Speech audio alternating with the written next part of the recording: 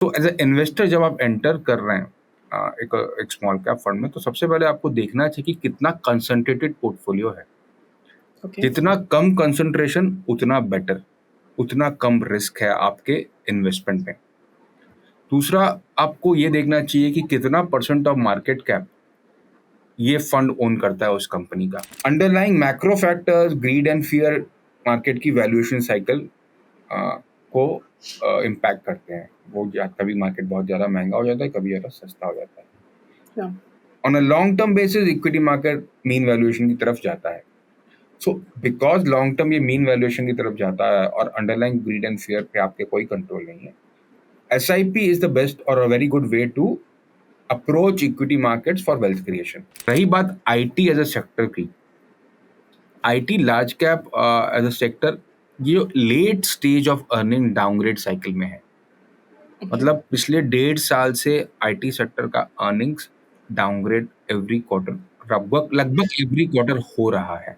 Earning downgrades basically जहाँ से शुरू किया था EPS साल के शुरू में एस्टिमेट्स में, वहाँ से कटौती हो रही है। मुझे लगता है कि इन्वेस्टर को एक डिफरेंट स्टाइल ऑफ इन्वेस्टिंग में इन्वेस्ट करना चाहिए as well as different market cap में। ग्रोथ एंड वैल्यू दो डिफरेंट स्टाइल्स ऑफ इन्वेस्टिंग है, जिसका अपना साइकिल होता है आउट परफॉर्मेंस और अंडर परफॉर्मेंस का, ओके शॉर्ट टर्म में और मीडियम टर्म में। पर अगर आप लॉन्ग टर्म में देखेंगे तो ग्रोथ और value as a style finally same return देता है। अगर आप लॉन्ग टर्म रिटर्न देखें एज अ स्टाइल, अभी बहुत रेयर हो गया है फ्री लंच मिलना। आपने देखा होगा मार्केट करेक्शन भी बहुत लिमिटेड रहती है या बिकॉज बहुत ज़्यादा पार्टिसिपेशन है मार्केट में, तो फ्री लंच मिलना रेयर होता है। जब मिले तो आप दोनों हाथ से लें।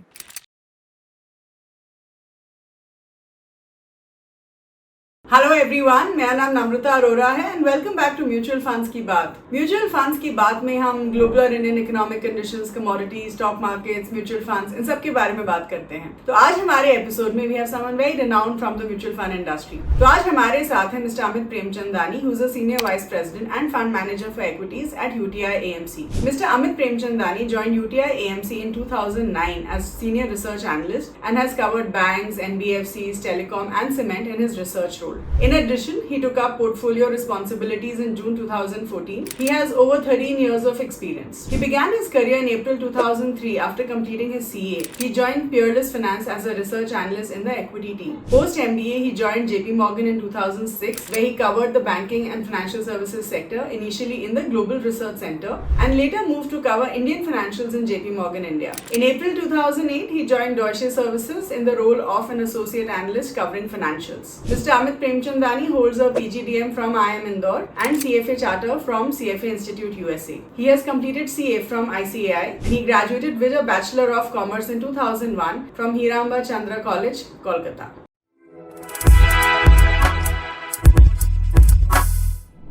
Hello everyone, welcome back to Mutual Funds की बात. Thank you so much for coming back and watching this video.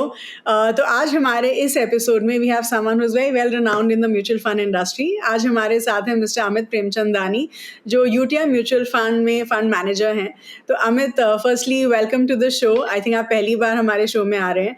So thank you so much for giving us your time and having answered all your questions that we're going to listen to. But thank you so much for all your time. Thanks for inviting. Wonderful. तो अमित, आज हमने आपके लिए बहुत सारे सवाल line up किए हैं. कुछ सवाल हमारे व्यूअर्स की तरफ से हैं, कुछ हमारी तरफ से हैं. एंड आई डू थिंक कि जो सवाल आज हम पूछने वाले हैं वो काफ़ी इंटरेस्टिंग होने वाला है. तो सबसे पहले ना थोड़ा स्टॉक मार्केट के बारे में बात करते हैं. एंड वी हैव सीन कि स्टॉक मार्केट में अभी काफ़ी वॉलीटिलिटी दिखी है हमें in the last few days. And I think काफ़ी इन्वेस्टर्स को ये जानना है कि अगर मान लीजिए स्टॉक मार्केट इतना वॉलेटाइल है, तो ऐसे कौन से सेक्टर्स हैं जिसमें हम निवेश कर सकते हैं. Because I think we all understand कि जब स्टॉक मार्केट नीचे जाती है तो कुछ सेक्टर्स अच्छा करते हैं, ऊपर जाती है तो certain other sectors that do well. तो एज एन इन्वेस्टर अगर मुझे सेक्टर्स अपने लिए चुनने हैं तो वो कौन से सेक्टर्स इस टाइम में हो सकते हैं. प्लस कोई डार्क हॉर्स सेक्टर है, ऐसा कोई भी सेक्टर जो आपको लगता है कि शायद अच्छा करे और एक्सपेक्टेड नहीं था. थैंक यू सवाल पूछने के लिए and good evening everyone who is listening in. जो स्टॉक मार्केट का वोलेटिलिटी इंडेक्स है, इंडिया की वोलेटिलिटी जो इंडेक्स है, वो 10% के लो से पीक पे अभी 26% तक गई थी एक दिन पहले, 2 दिन पहले इस वीक में। बट ये वोलेटिलिटी और ये शार्प मूव जो वोलेटिलिटी का है, वो काफ़ी नॉर्मल है जब इवेंट हेवी मंथ होते हैं। आप अगर पिछले 15 साल का इवेंट हेवी मंथ रिकॉर्ड देखें, पॉलिटिकल इवेंट हेवी मंथ, ऐसा नॉर्मल है। नॉर्मल वोलेटिलिटी 10 to 20% रहती है इंडिया VIX इंडेक्स की इन अ नॉर्मलाइज्ड मार्केट। पिछले 4 सालों में हमने देखा है कि नॉर्मली वोलेटिलिटी ट्रेंड हुई है, नीचे गई है आफ्टर कोविड। बट जो आज पिछले एक हफ्ते से वोलेटिलिटी देख रहे हैं, ये normal part of the cycle है। As far as macro is concerned, as far as Indian economy is concerned, जब तक मैक्रो स्टेबिलिटी रहेगी, पॉलिसी एनवायरनमेंट प्रूडेंट रहेगा, उसकी वजह से क्या हुआ था पिछले कुछ सालों से, कॉस्ट ऑफ इक्विटी इंडिया की कम हो गई थी। मतलब उसकी वजह से कॉस्ट ऑफ इक्विटी कम हुई थी और उसकी वजह से वैल्यूएशन मल्टीपल इंडिया के बढ़ गए थे। बट फंडामेंटली हमें देखना पड़ेगा कि अर्निंग ग्रोथ सेक्टर्स में कौन से सेक्टर्स में आ रही है, because earning growth finally predominant driver है स्टॉक की और सेक्टर्स की। मार्केट कैप एक कंपनी का रोज की मूवमेंट से क्रिएट हमें दिखता है, बट एक्चुअली वो फाइनली डिस्काउंटेड कैश फ्लो उसकी लाइफ टाइम की अर्निंग का है। ये बहुत जल्दी चेंज नहीं होता है एक इवेंट से। पूरी कंपनी की लाइफ टाइम मैंने 100 साल भी हो सकता है एक कंपनी का लाइफ टाइम, किसी का 50, किसी का 5, किसी का 10 साल। सो मार्केट देखता है कि कंपनी अगर जिंदगी भर में कोई टर्मिनल रिस्क नहीं है, तो उसका जो कैश फ्लो है वो कितने साल पॉजिटिव रहेगा, और उसको डिस्काउंट करता है। वो एक इवेंट से बहुत ज़्यादा चेंज नहीं होता।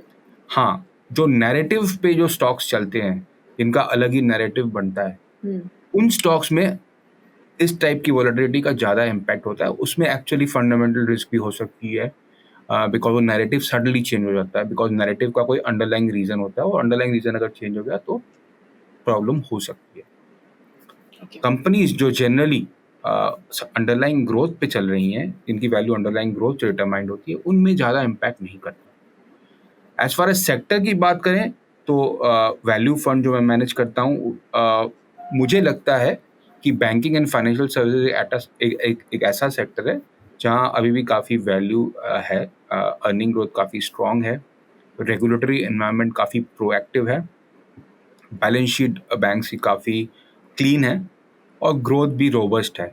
तो हमें लगता है कि banking as a sector, banking and financial services as a broader sector में हम पॉजिटिव हैं। दूसरा सेक्टर है हेल्थ केयर। अगर आप देखें, India health care expenditure to GDP बहुत ही कम है, अराउंड 3% है। इवन दूसरी डेवलपिंग मार्केट्स में भी ऑलमोस्ट 2x ऑफ इंडिया है। तो जैसे जैसे हमारी पर कैपिटा इनकम बढ़ेगी, हम और ऑर्गेनाइज तरीके से अपनी हेल्थ केयर पे खर्चा करेंगे, और अभी भी ये वेरी अंडर पेनिट्रेटेड सेक्टर है। वैल्यूएशन अभी सस्ती नहीं है, बट हमें लगता है कि ये एक स्टेबल ग्रोथ सेक्टर है जहाँ पे वैल्यूएशन जस्ट अबाउट एवरेज है, not compare to history but as compare to other part of the market. Consumer durable एक तीसरा सेक्टर है जहाँ हम पॉजिटिव हैं, और इस सेक्टर में पॉजिटिव होने का रीज़न है कि ये सेक्टर शायद सिक्लिकल अपसाइड से हमें इस सेक्टर में पिछले 2 साल में बहुत डाउन ट्रेंड देखा है, वॉल्यूम ग्रोथ नेगेटिव हुआ है, काफ़ी सारे पार्ट्स और सब सेक्टर्स में मार्जिन्स काफ़ी कम हुई हैं बिकॉज ऑफ हाइपर कंपटीशन। हमें लगता है कि ये रिवाइवल हो रहा है इस सेक्टर में अभी। इस क्वार्टर ऑलरेडी हमने इसे नंबर्स में देखना शुरू कर दिया है। तो ये 3 ब्रॉड सेक्टर्स हैं, BFSI, health care, consumer durable, जहाँ में वैल्यू फंड के हिसाब से positive. So wonderful. So Amit, let me ask you the next question. And I think ये सवाल हमें बहुत पूछा जाता है. This is on small cap funds. तो मैं आपसे ये पूछना चाहूँगी कि हम सबको पता है कि small cap funds में potential काफ़ी है, and अगर हम लंबे समय के लिए invest करें, हमें शायद अच्छे returns मिल सकते हैं. लेकिन ऐसे स्मॉल कैप फंड्स ऐसे भी होते हैं जिसमें रिकवरी पीरियड भी काफ़ी लंबा होता है. हमने देखा है कि स्मॉल कैप फंड्स में जनरली 3 साल तक भी रिकवरी पीरियड हो सकता है. तो आपके ओपिनियन में मान लीजिए हमें अगर अपना पैसा स्मॉल कैप फंड में डालना है, तो हमें ऐसी क्या फैक्टर्स को देखना चाहिए before considering a small cap fund? So help us understand कि एक स्मॉल कैप फंड को पिक कैसे किया जाता है. Small cap as a as a market cap category, इसमें सबसे बड़ा रिस्क ये होता है कि जो कंपनीज होती हैं उनमें मोर्टालिटी रिस्क ज़्यादा होता है। मतलब वो कंपनी आज है और 10 साल बाद रहेगी कि नहीं, या आज जो कैश फ्लो बना रही है वैसी स्टेबल ग्रोथ से वो कैश फ्लो बनाती रहेगी अगले 10 साल, इसका प्रेडिक्टेबिलिटी काफ़ी डिफिकल्ट होता है, और कन्विक्शन ऑफ द प्रेडिक्टेबिलिटी लो होता है, बिकॉज इस part of the market segment में हमें दिखता है कि बहुत सारी कंपनी सर्वाइव नहीं करती 10-20 साल, और ये बहुत ही बड़ा मार्केट सेगमेंट है, बिकॉज स्मॉल कैप की डेफिनेशन है after 250 everything is basically small cap, right, from a small cap fund point of view. So as a investor जब आप एंटर कर रहे हैं एक स्मॉल कैप फंड में, तो सबसे पहले आपको देखना चाहिए कि कितना कंसंट्रेटेड पोर्टफोलियो है। जितना कम कंसंट्रेशन उतना बेटर, उतना कम रिस्क है आपके इन्वेस्टमेंट में। दूसरा, आपको ये देखना चाहिए कि कितना परसेंट ऑफ मार्केट कैप ये फंड ओन करता है उस कंपनी का। अगर बहुत ज़्यादा कोई कंपनीज हैं जिसमें बहुत ज़्यादा मार्केट कैप एक ही फंड ओन करता है, वो भी बहुत एक रिस्क है, बिकॉज लिक्विडिटी का इश्यू हो सकता है अगर आप एग्जिट करना चाहें उस कंपनी में। सो कंसंट्रेशन रिस्क बहुत इंपॉर्टेंट है देखना। एग्रीगेट वैल्यूएशन क्या है उस फंड की एट ओवरऑल लेवल आपको देखना चाहिए। एट स्टॉक लेवल देखने की जरूरत नहीं है, पर एट ओवरऑल लेवल आपको देखना चाहिए कि फंड किस वैल्यूएशन पे ट्रेड कर रहा है, इन द सेंस फंड का जो अंडरलाइंग जो पोर्टफोलियो है मार्केट से कितना महंगा या सस्ता है, और कैश फ्लो कैरेक्टर क्या है अंडरलाइंग कंपनीज का।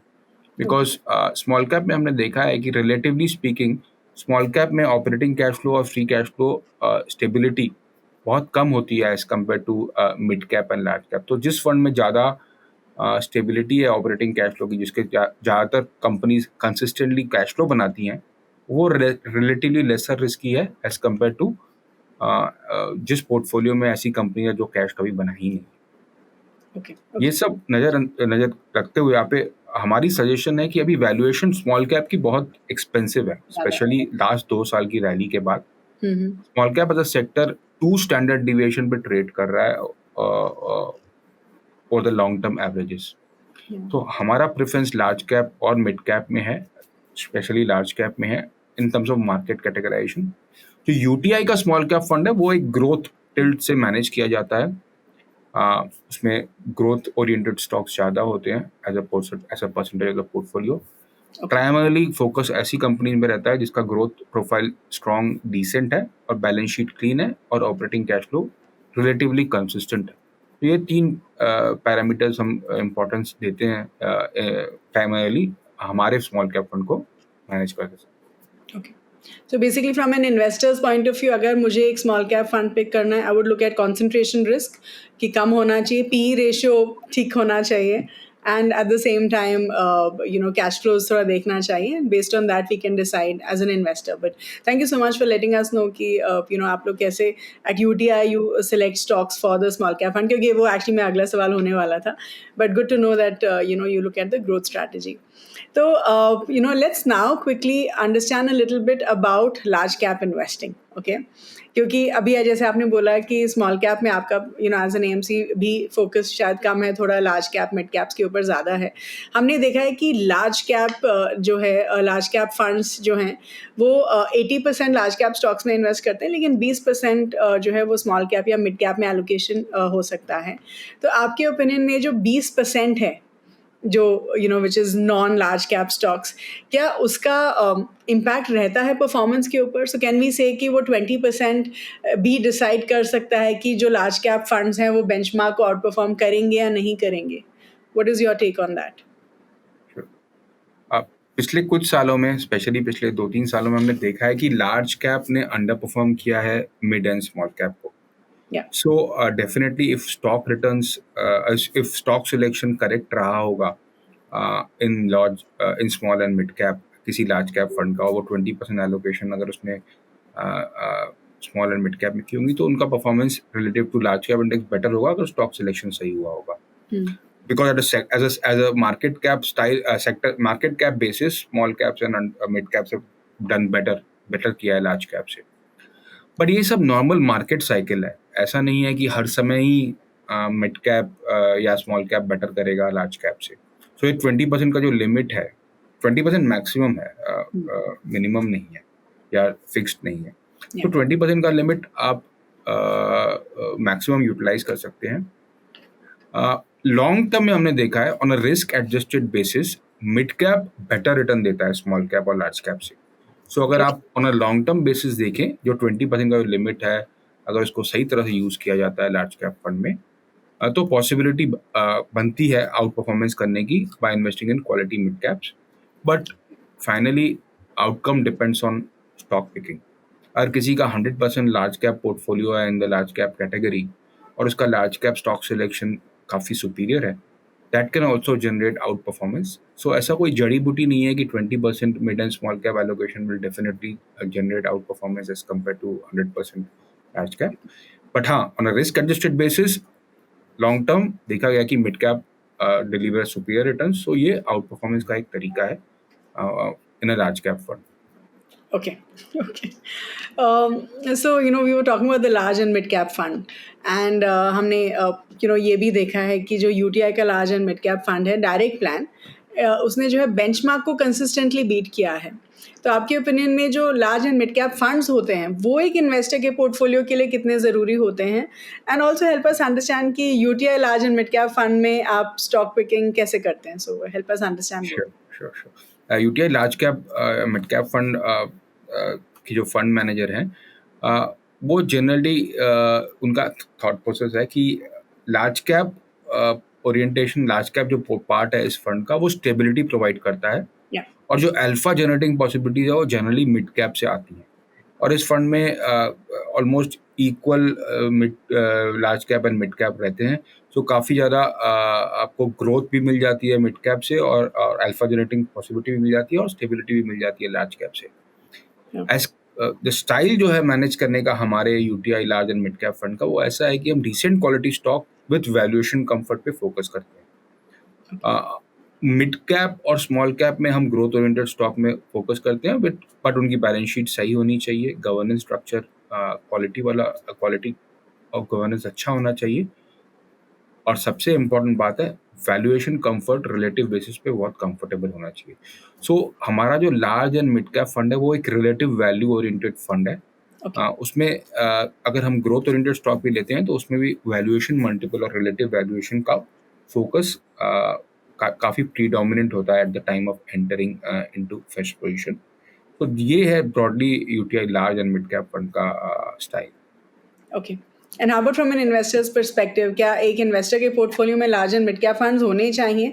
एंड ऑल्सो टेल अस कि किस तरीके के इन्वेस्टर इन्वेस्ट कर सकते हैं, new investors, matured investors, help us understand कि किस प्रोफाइल के investors large and mid cap funds में इन्वेस्ट कर सकते हैं, क्या करना चाहिए?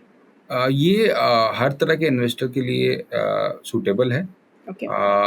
अगर इन्वेस्टर को रिस्क एंड रिवॉर्ड का एक अच्छा बैलेंस चाहिए तो large and mid cap fund एक बहुत अच्छा कैटेगरी है, बिकॉज उसमें आप मिड कैप की थोड़ी हायर रिटर्न वाला एक्सपोजर भी ले रहे हो, एंड द सेम टाइम आप एक stable large cap oriented exposure भी ले रहे हो, because almost 40-50% of the fund large cap रहता है, almost 40% of the fund mid cap रहता है। तो एक बहुत ही अच्छा बैलेंस होता है इस फंड में लार्ज एंड मिड कैप का, एंड बिकॉज स्टेबिलिटी होता है लार्ज कैप से और मिड कैप से अल्फा जनरेट होता है, ये हर तरह का इन्वेस्टर इसमें पार्टिसिपेट कर सकता है। ये इतना ज़्यादा कंसिडर्ड मिड कैप या स्मॉल कैप नहीं होता है कि इसमें बहुत ही एबनॉर्मल रिस्क।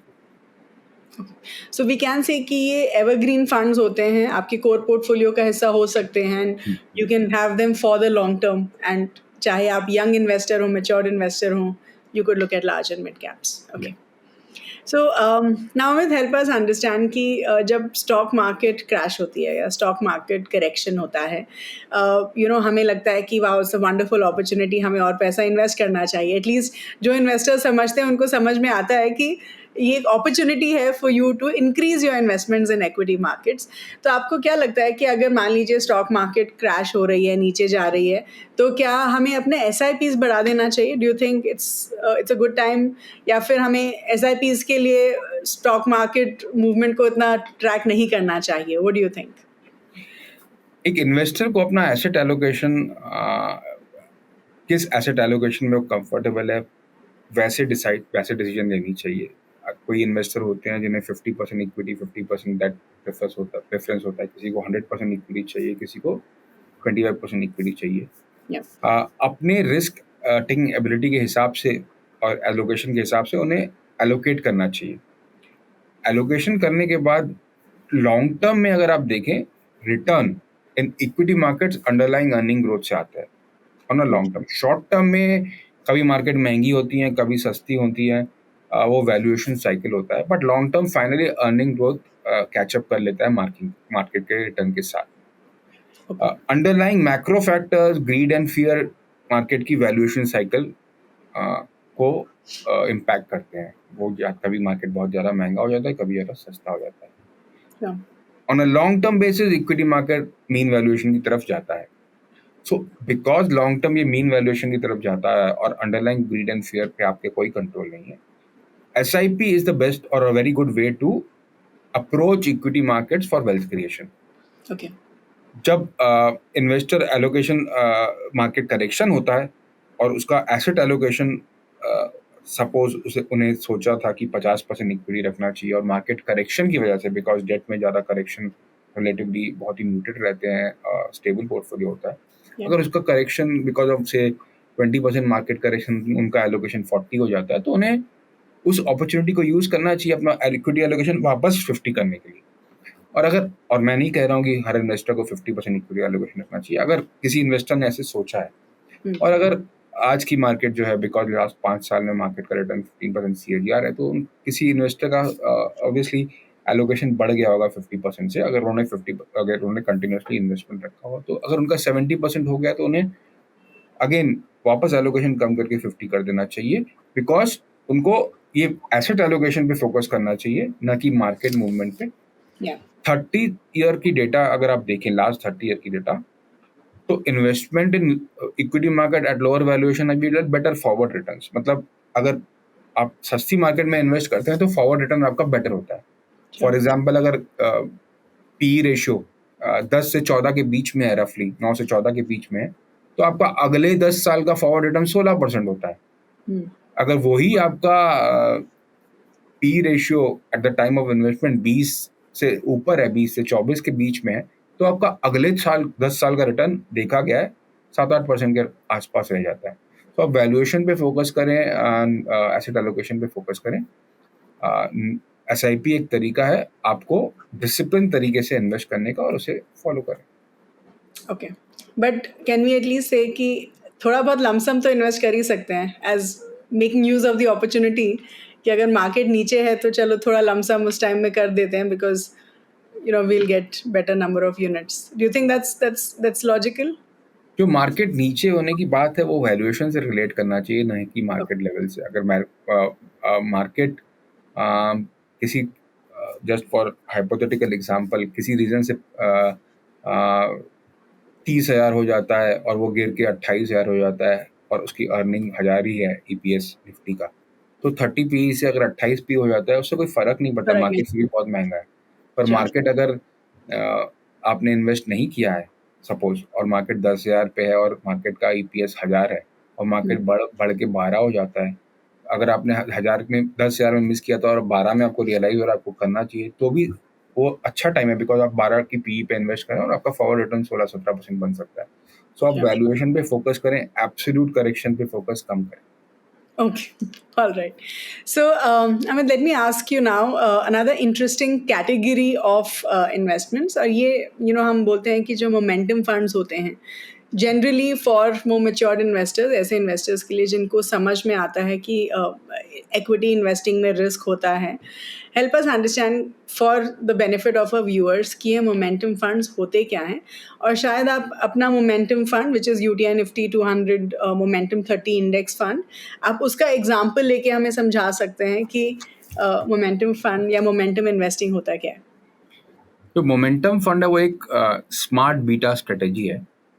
वो मार्केट की ट्रेंड को फॉलो करता है।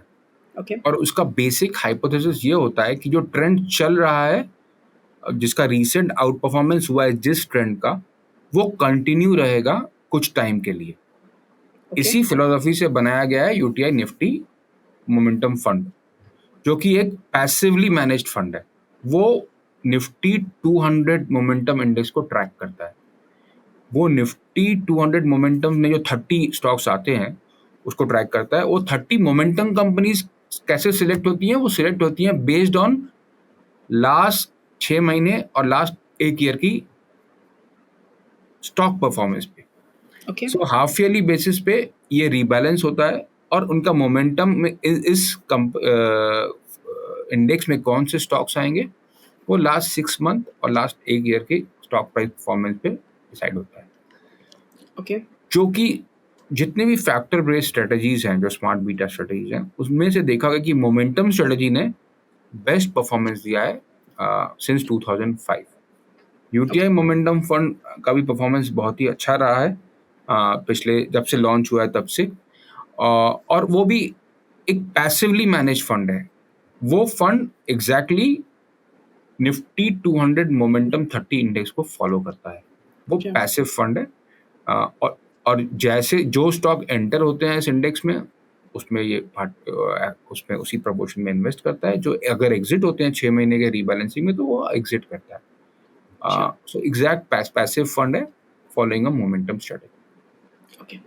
So since we are talking about passive investing and हम index funds की ही बात कर रहे हैं तो मैं अगला सवाल उसी के अराउंड पूछ लेती हूँ because I think हम सब समझते हैं कि एक्टिव इन्वेस्टिंग क्या है, पैसिव इन्वेस्टिंग क्या है, और अगर मुझे ज़्यादा रिस्क नहीं लेना है, मुझे बोलना है कि चलो I just want returns at par with the market, तो we look at index funds, right.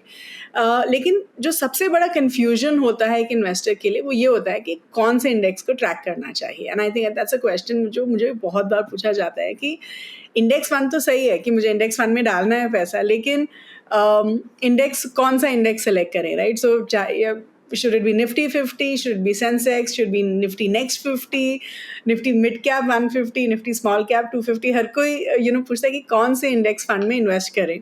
So first help us understand कि एक इंडेक्स को कैसे सेलेक्ट किया जाए, एंड ऑल्सो टेल अस कि एक इंडेक्स फंड ज़रूरी होता है एक इन्वेस्टर के पोर्टफोलियो के लिए आपके परस्पेक्टिव से, या नॉट नेसेसरी। एक्टिव और पैसिव एक कॉइन के दो पहलू हैं, हेड एंड टेल। दोनों कॉम्प्लीमेंट करते हैं ईच अदर को। सो दोनों में इन्वेस्ट करना चाहिए from a long term financial goal. Okay अगर एक इन्वेस्टर को ज़्यादा लार्ज कैप में फोकस करना है और उन्हें रिस्क नहीं लेना है कि वो fund manager risk, fund risk, और उन्हें वो खुश हैं कि उन्हें जो इंडेक्स में रिटर्न है उतना ही चाहिए, उन्हें इंडेक्स फंड में इन्वेस्ट करना चाहिए। जो एक नया इन्वेस्टर है उन्हें इंडेक्स फंड में इन्वेस्ट करना चाहिए as an entry into the equity investment world. जिन्हें लो रिस्क और लो वोलेटिलिटी रिलेटिव टू जो वोलेटिलिटी है अल्फा की, नेगेटिव अल्फा भी हो सकता है, पॉजिटिव अल्फा भी हो सकता है, पर अल्फा की वोलेटिलिटी उन्हें नहीं लेनी है, उन्हें भी इंडेक्स फंड में इन्वेस्ट करना चाहिए। और किसी को अगर डिफ़िकल्टी होती है कि कौन से फंड में इन्वेस्ट करना है, कौन से फंड मैनेजर में इन्वेस्ट करना है, in terms of active fund अगर एडवाइस नहीं मिलती है तो उनके लिए सबसे सिंपल स्ट्रेटजी होती है इंडेक्स फंड में इन्वेस्ट करना। अब कौन से इंडेक्स फंड में इन्वेस्ट करें, वो बहुत सारे market cap based index funds हैं। निफ्टी इंडेक्स फंड है, नेक्स्ट निफ्टी इंडेक्स फंड है, Nifty mid cap index fund है। ये सब core part of the index fund strategy है। अगर आपको इंडेक्स फंड में इन्वेस्ट करना है तो ये सब core part of investment in index fund आप इनको मान सकते हैं। पर कुछ स्मार्ट बीटा स्ट्रेटजी है, जैसे कि निफ्टी मोमेंटम फंड हमने बात किया, और उसी तरह लो वोलेटिलिटी इंडेक्स है, वो भी एक स्मार्ट बीटा स्ट्रेटजी है। वो एक थोड़ा और इवॉल्व्ड काइंड ऑफ स्ट्रेटजी है in terms of index investing. आप इंडेक्स इन्वेस्टिंग में एक जो इश्यू होता है वो रीबैलेंसिंग में जो ट्रैकिंग एरर होता है वो एक इश्यू हो सकता है, बिकॉज इंडेक्स को ट्रैक करना होता है। तो जितना ज़्यादा ब्रॉड मार्केट इंडेक्स होगा या जितना ज़्यादा ब्रॉडर इंडेक्स होगा उसमें ट्रैकिंग एरर थोड़ा ज़्यादा हो सकता है, बिकॉज लिक्विडिटी कम होती है स्मॉल कैप में या मिड कैप में रिलेटिवली लार्ज कैप में। सो निफ्टी 50 में आप देखेंगे कंसेप्चुअली ट्रैकिंग एरर कम होना चाहिए as compare to a cap index fund. So finally आपको लार्ज कैप में इन्वेस्ट करना है, मिड कैप में इन्वेस्ट करना है, स्मॉल कैप में इन्वेस्ट करना है, वो डिपेंड करता है वैल्यूएशन किसकी कंफर्टेबल। एज ऑफ नाउ हमें लगता है कि लार्ज कैप की वैल्यूएशन ज़्यादा कंफर्टेबल है, उसके बाद मिड कैप की, और सबसे कम कंफर्ट है स्मॉल कैप में। सो इस तरह से आप अप्रोच कर सकते हैं। Much more comfortable in large cap this is Nifty 50, less comfortable in Nifty mid cap but relatively okay, and then least comfortable in Nifty small cap. So I would say कि बहुत सारे लोग पूछते हैं कि हमें क्या सिर्फ इंडेक्स फंड में ही डाल दें, स्ट्रेस नहीं लेना है, रिस्क नहीं लेना है, and I think it has to be a combination.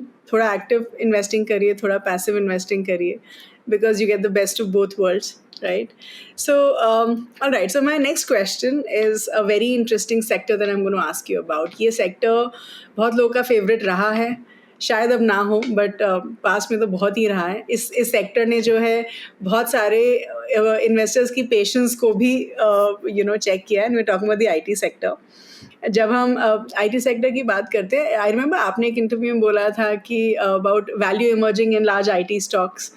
तो अगर हम इंडियन आईटी सेक्टर की ही बात करें, आई थिंक वी कैन से कि इसमें अभी भी डिमांड उतना अच्छा नहीं है, at least in the short term. तो आप ऐसे इन्वेस्टर्स को क्या बोलना चाहेंगे जिन्होंने शायद आईटी सेक्टर में इन्वेस्ट किया है, या इन जनरल जो सेक्टरल या थीमेटिक इन्वेस्टिंग में बहुत स्ट्रांगली बिलीव करते हैं, ऐसे इन्वेस्टर्स के लिए आपका क्या एडवाइस रहेगा? एंड हेल्प अस, क्योंकि आई नो आप वैल्यूएशंस के बारे में इतना बोलते हैं Amit, and you are such a strong believer in valuation, so help us understand कि आईटी सेक्टर का वैल्यूएशन अभी कैसा चल रहा है?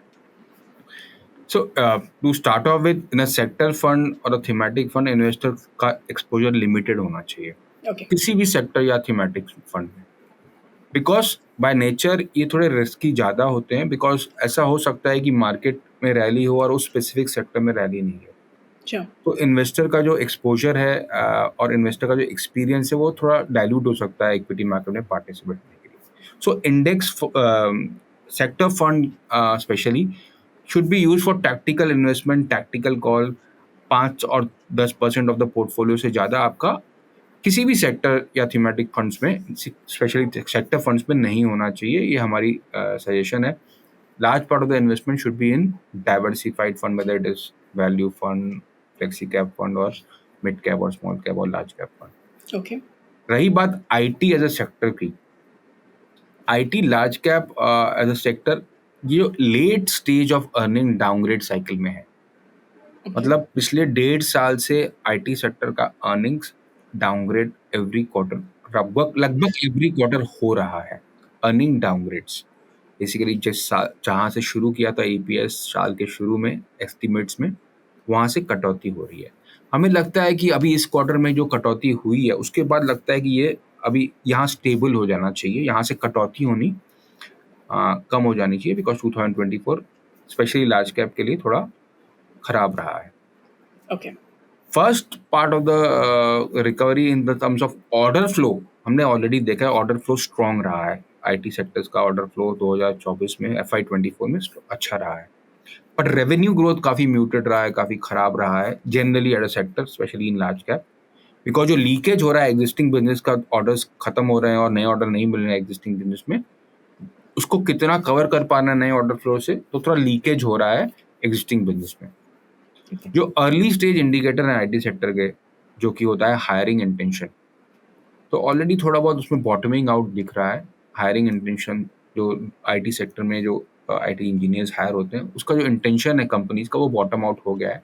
पिछले 1 साल में आपने देखा होगा कि बहुत सालों बाद हमने देखा है कि आईटी सेक्टर में नेट एम्प्लॉइज कम हुआ है टॉप 5 कंपनीज में। तो अगर उसमें हमें कोई बॉटमिंग आउट प्रोसेस दिख रहा है, वो भी एक लीड इंडिकेटर। लेकिन एज ऑफ नाउ हमें कोई स्ट्रॉन्ग व्यू नहीं है कि रिवाइवल ऑफ ग्रोथ है इस सेक्टर में। एज ऑफ नाउ ऐसा कोई नंबर नहीं दिख रहा है एक्सेप्ट फॉर ऑर्डर फ्लो, पर ऑर्डर फ्लो स्ट्रॉन्ग है, पर एग्जिस्टिंग बिजनेस से लीकेज है। सो हम बहुत जल्दी में नहीं है कि तुरंत हमें ओवरवेट हो जाना चाहिए। सो एज अ हाउस और as a value fund manager, large cap IT में हमें दिख रहा है डाउनग्रेड साइकिल खत्म हो गया है, वैल्यू इमर्ज हो रहा है, लेकिन हम ब्रॉडली न्यूट्रल पोजीशन लेके, हल्का ओवरवेट है IT as a sector. IT companies बहुत अच्छी कंपनीज मानी जाती हैं क्योंकि उनका कैश फ्लो बहुत स्ट्रांग होता है। हर साल वो almost 90% of profit free cash flow में कन्वर्ट होता है उनका, which is a very good rate. उनका केपेक्स की उनकी जरूरत नहीं होती, उन्हें इन्वेस्ट करने के लिए पैसे नहीं चाहिए होते हैं, बहुत ज़्यादा पैसे नहीं चाहिए। जितना प्रॉफिट जनरेट करते हैं वो ज़्यादातर प्रॉफिट शेयर होल्डर्स को रिटर्न करते हैं, either in the form of dividend और in the form of buybacks. और ये एक ऐसा सेक्टर है जहां ROIC और ROCE प्रोफाइल, जो रिटर्न ऑन कैपिटल बोलते हैं हम लोग, वो बहुत स्ट्रांग है। ओके और वो बहुत स्ट्रांग इसलिए है बिकॉज इन्वेस्टमेंट की रिक्वायरमेंट इस सेक्टर में बहुत कम है रिलेटिव टू द कैश और the revenue that it generates. So एक लॉन्ग टर्म अच्छा सेक्टर है, free cash flow profile strong है, बट फाइनली ये सेक्टर US और डेवलप मार्केट डिपेंडेंट है। तो जब वहां पे बजट हाइक्स होते हैं, कंपनीज IT में ज़्यादा स्पेंड करना चाहती हैं, तब उसका इम्पैक्ट इंडिया में पॉजिटिवली दिखता है। On a long term basis अगर आप देखें तो इंडियन कंपनीज ने मार्केट शेयर कंसिस्टेंटली गेन किया है इन द ओवरऑल पाई। उस ट्रेंड में कोई चेंज नहीं है। अब आर्टिफिशियल इंटेलिजेंस की वजह से हो सकता है कि एक पार्ट ऑफ द सेक्टर में कुछ कंसोलिडेशन हो या ऑटोमेशन हो, लेकिन हमने देखा है कि जब भी ये डिस्ट्रप्शन आती है सेक्टर में, इंडियन IT कंपनीज बहुत अच्छी तरह से अडॉप्ट करती हैं और अपना मार्केट शेयर गेन, जो अपना रेवेन्यू शेयर गेन है, वो कंटिन्यू करती हैं। सो हमें लगता है कि Indian IT companies even in artificial intelligence environment अपनी कंसिस्टेंसी और अपनी मार्केट शेयर गेन और अपनी ग्रोथ कायम रखें।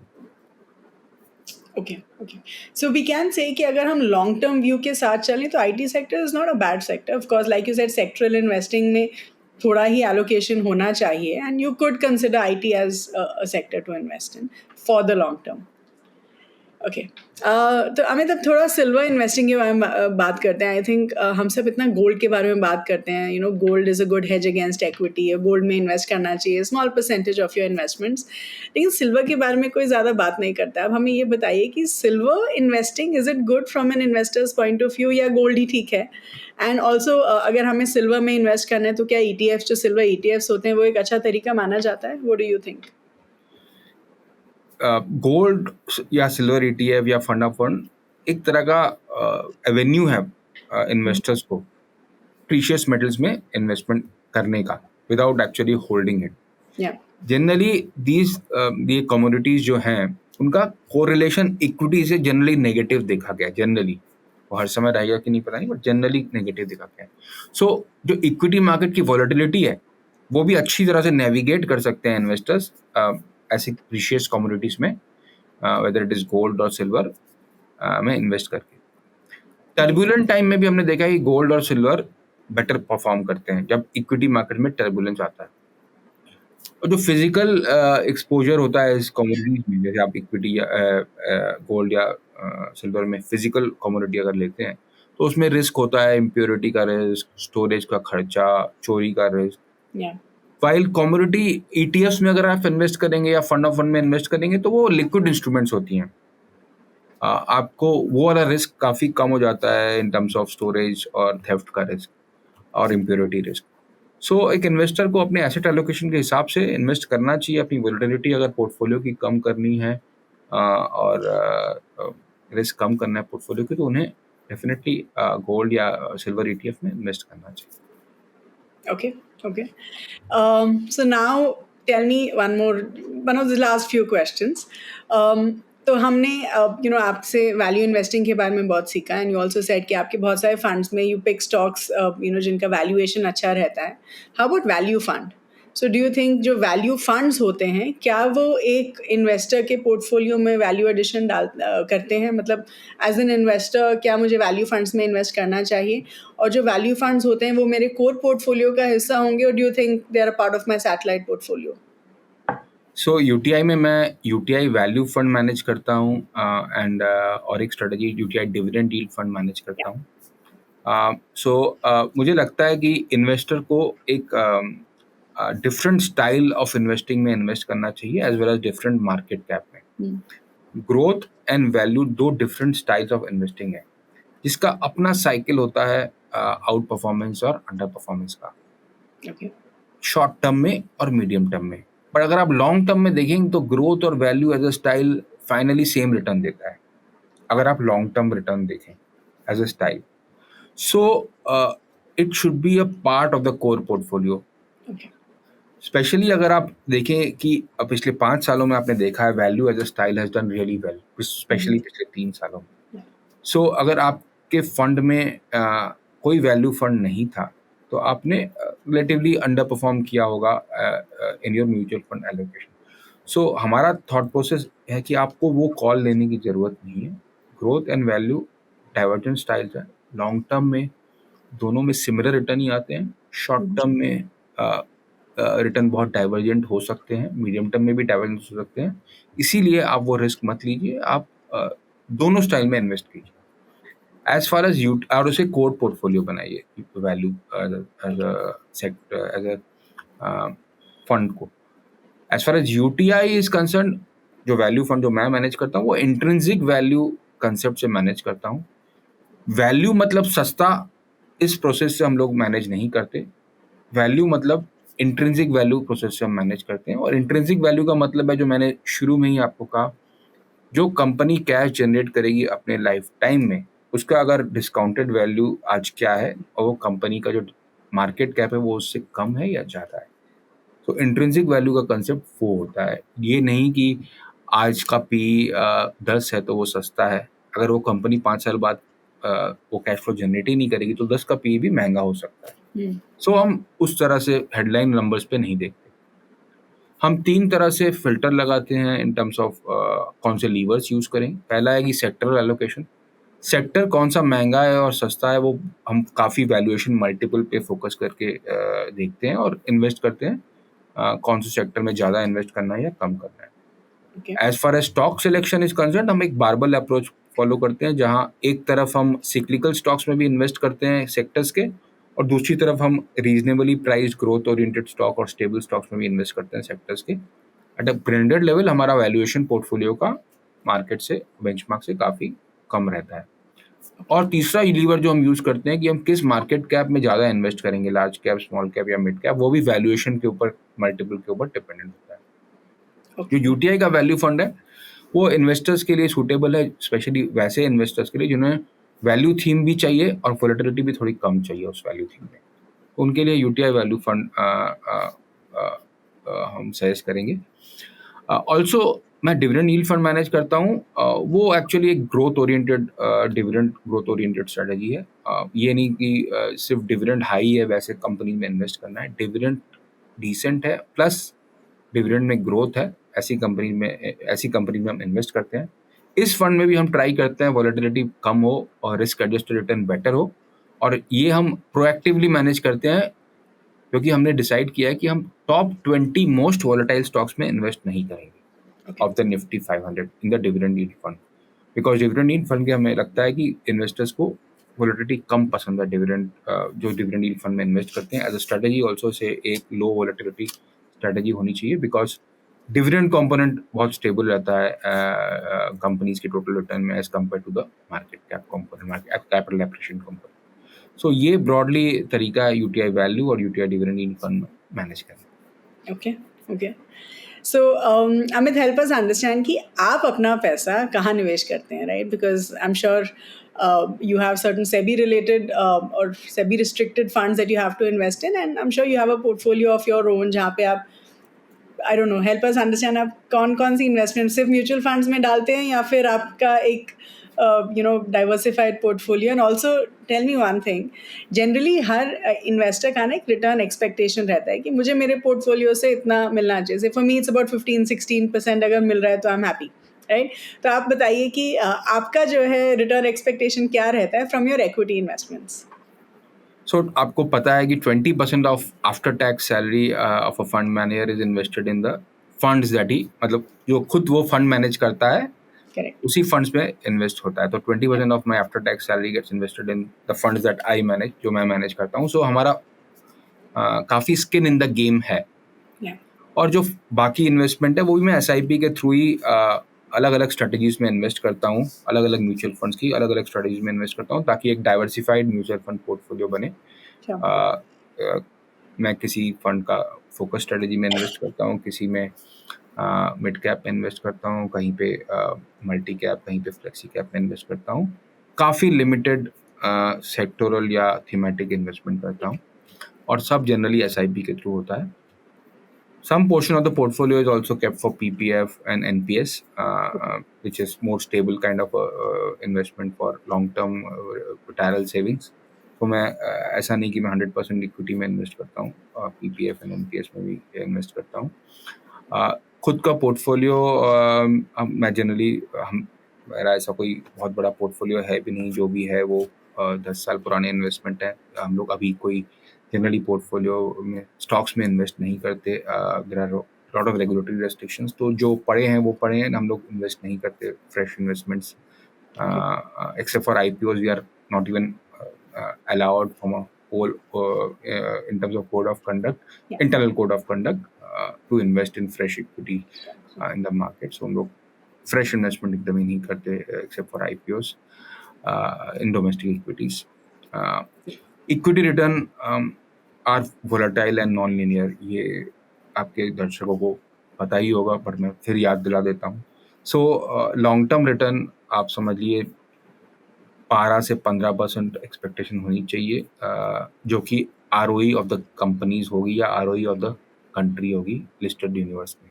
तो लिस्टेड यूनिवर्स है, उसकी ROE 12 से 15 के बीच में हॉवर कर रही है। पिछले अभी 15 है बिकॉज प्रॉफिट साइकिल बहुत स्ट्रांग है। सो मेरा रिटर्न एक्सपेक्टेशन भी लिस्टेड कंपनीज की जो ROE है, जो रिटर्न ऑन इक्विटी है, वही रहता है। अगर वो गिर जाएगा 10% की तरफ हो जाएगा, प्रॉफिट साइकिल खराब हो जाएगी, तो एक्चुअली रिटर्न भी 10% आएगा। अगर वो एक्सपैंड हो जाएगा ROE साइकिल इंडिया का 15% की तरफ, तो हमारा रिटर्न भी 15 हो जाएगा।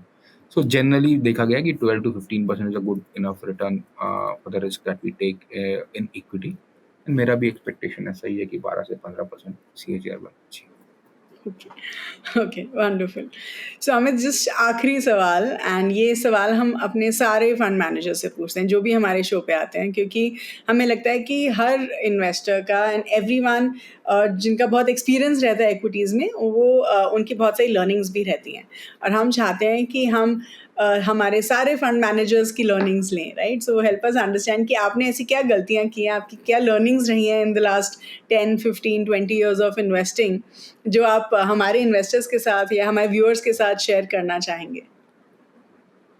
बहुत सारी गलतियां की हैं, और गलतियों से सीखना इम्पोर्टेंट होता है ताकि वो गलती रिपीट ना हो, और आप अपना जो लर्निंग है वो पास ऑन करें अपनी टीम में।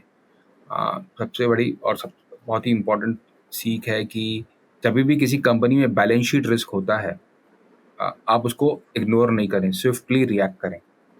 बैलेंस शीट रिस्क को इग्नोर नहीं करना चाहिए। तो पर अगर किसी कंपनी में P&L outcome, profit and loss किसी क्वार्टर या किसी महीने या किसी साल, किसी 2-3 क्वार्टर लगातार खराब आता है, उसको आप अवॉइड कर सकते हैं रिएक्ट करने के लिए, बिकॉज वो साइकिल होती है, नॉर्मल साइकिल है कंपनीज की, सेक्टर्स की, उस पर आप एक्सेसिवली रिएक्ट नहीं करें। सो इम्पोर्टेंट ये है कि आप P&L, profit and loss, PAT number पे ज़्यादा रिएक्ट मत करें, और बैलेंस शीट इश्यूज पे तुरंत रिएक्ट करें। ये लर्निंग है कि बैलेंस शीट इश्यूज पे तुरंत रिएक्ट करना चाहिए। मैक्रो इवेंट पे बहुत ज़्यादा रिलायंट नहीं होना चाहिए। कंपनी की फंडामेंटल्स पे फोकस करें तो ज़्यादा बेटर है एज कम्पेयर टू आप मैक्रो इवेंट पे फोकस करें, बिकॉज फाइनली हमने देखा है कि इट इज़ वेरी डिफिकल्ट और बहुत ही मुश्किल है मैक्रो इवेंट एक कौन सी कंपनी को क्या इम्पैक्ट होगा एग्जैक्टली प्रेडिक्ट करना। बट अगर आप कंपनी की फंडामेंटल पे फोकस करेंगे तो शायद आपकी प्रेडिक्शन कैपेबिलिटी थोड़ी बेटर होगी। ऐसे लोगों से बात नहीं करें जो आपका ही व्यू शेयर करते हैं, मतलब बात करें पर आप जनरली हर समय ऐसे लोगों से बात मत करें जो आपका व्यू शेयर करते हैं। एक्चुअली आपको ज़्यादा उन लोगों से बात करना चाहिए जो आपसे अलग व्यू रखते हैं, ताकि आपके हर चीज़ के दो पहलू होते हैं, एक बायर होता है, एक सेलर होता है, तभी स्टॉक मार्केट है। तो आपको पता होना चाहिए कि दूसरा व्यू क्या है इस चीज़ पे। और अगर कुछ बहुत चीप है ना, वही एक ट्रिगर है खरीदने का। सो 2020-21 में PSUs बहुत सस्ते थे, पर फिर भी लोग इग्नोर कर रहे थे, किसी तरह से मैं भी शायद इग्नोर कर रहा था। वो इतना सस्ता होना ही एक ट्रिगर है उसकी रैली का। या ऐसे बहुत सारे सेक्टर्स थे जो बहुत सस्ते थे, आपको उसी पे तुरंत आपको रिएक्ट करना चाहिए, और उसका ट्रिगर क्या होगा उसका वेट नहीं करना चाहिए। हाँ, हो सकता है कि आप 3 साल रिटर्न नहीं बनाए, 4 साल रिटर्न नहीं बनाए, बट अगर आप स्पेशली वैल्यू ओरिएंटेड इन्वेस्टर हैं तो बहुत सस्ता होना is good enough trigger to take some exposure, बशर्ते टर्मिनल रिस्क नहीं है उस कंपनी में। टर्मिनल रिस्क मतलब आज वो कंपनी है, 5 साल बाद उसका बिजनेस रहेगा कि नहीं, उसकी कोई गारंटी नहीं है। वो अगर इशू नहीं है तो सस्ता होना ही एक गुड ट्रिगर है।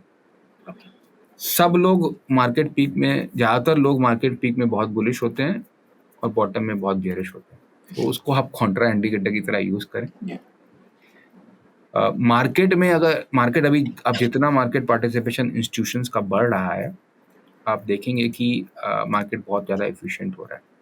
तो मार्केट एफिशिएंसी होने में पहले मैंने देखा, मेरा लर्निंग था कि पहले बहुत इजीली फ्री लंच मिलता था। मतलब मार्केट में इतना इनएफिशिएंट होता था कि फ्री लंच मिल जाते थे कि आराम से पैसा बन सकता है, ऐसी कंपनी में डिस्प्रोपोर्शनेटली अल्फा बन सकता है।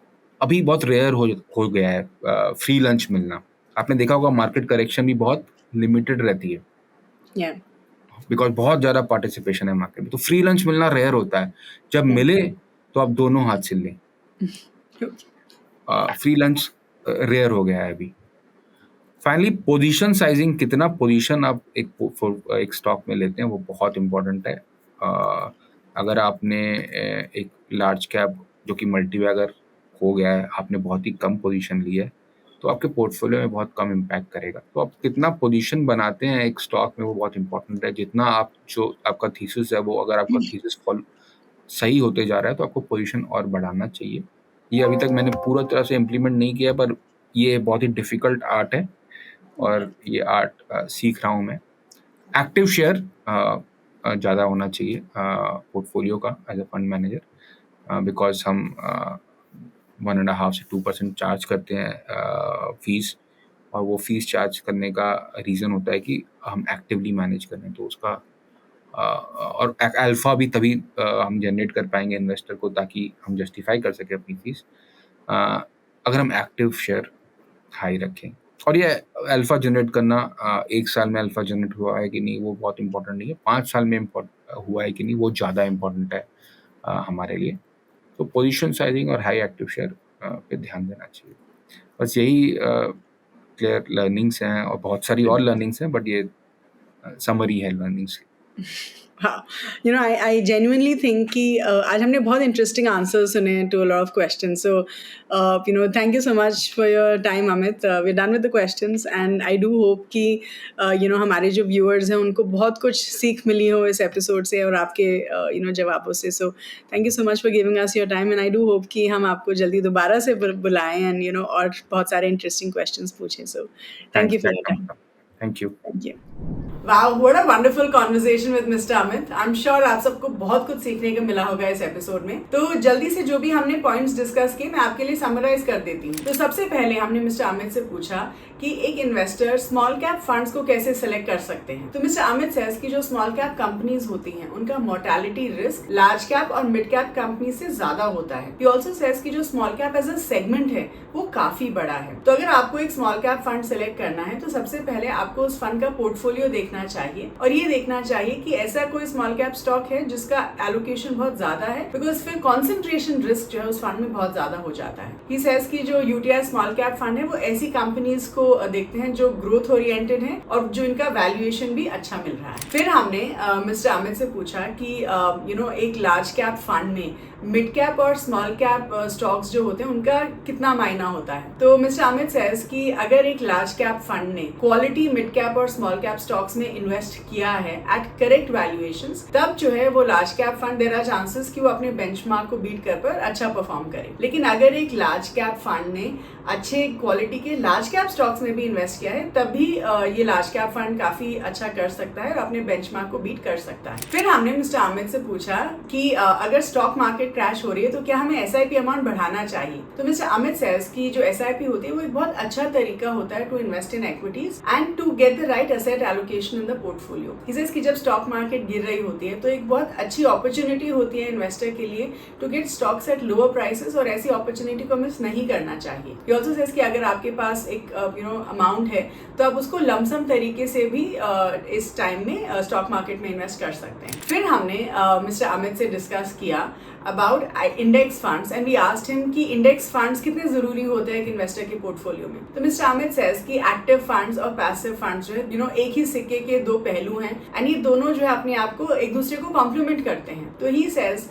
कि अगर आपको मार्केट जितना ही रिटर्न चाहिए तब आप इंडेक्स फंड्स में इन्वेस्ट कर सकते हैं। अगर आप एक फर्स्ट टाइम इन्वेस्टर हैं और आपको इक्विटी फंड से आप उतना फेमिलियर नहीं है तब भी आप इंडेक्स फंड से अपनी इन्वेस्टमेंट शुरू कर सकते हैं। बट ही ऑल्सो सेज कि इंडेक्स फंड में ट्रैकिंग एरर होता है जो इंडेक्स फंड्स की परफॉर्मेंस को इम्पैक्ट करता है। फिर हमने मिस्टर अमित से पूछा कि जो वैल्यू फंड्स होते हैं वो एक इन्वेस्टर के पोर्टफोलियो में कितना वैल्यू एडिशन करते हैं या जरूरी होते हैं या नहीं होते हैं। तो मिस्टर अमित सेज कि अगर हम लॉन्ग टर्म की बात करें तो लॉन्ग टर्म में ग्रोथ और वैल्यू स्टाइल ऑफ इन्वेस्टिंग दोनों सिमिलर रिटर्न्स ही देते हैं। जो वैल्यू फंड्स होते हैं वो एक इन्वेस्टर के कोर पोर्टफोलियो का हिस्सा हो सकते हैं, लेकिन आइडियली एक इन्वेस्टर के म्यूचुअल फंड पोर्टफोलियो में ग्रोथ और वैल्यू स्टाइल फंड्स दोनों होने चाहिए। फिर हमने मिस्टर अमित से उनकी कुछ लर्निंग्स के बारे में पूछा from equity markets and mister Amit says कि आजकल मार्केट करेक्शन जो है बहुत रेयर है और अगर वो मार्केट करेक्शन आपको मिल रहा है, दिख रहा है, तो ऐसी अपॉर्चुनिटी को मिस नहीं करना चाहिए टू इन्वेस्ट इन स्टॉक्स और mutual funds at lower level. तो इसीलिए ऐसी अपॉर्चुनिटी को दोनों हाथ से लेना चाहिए। So that was about it in this particular episode. I do hope you guys had some amazing learnings.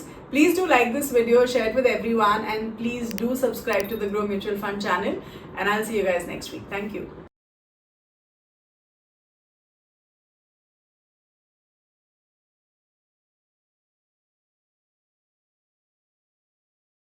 Mutual fund investments are subject to market risks. Read all scheme-related documents carefully.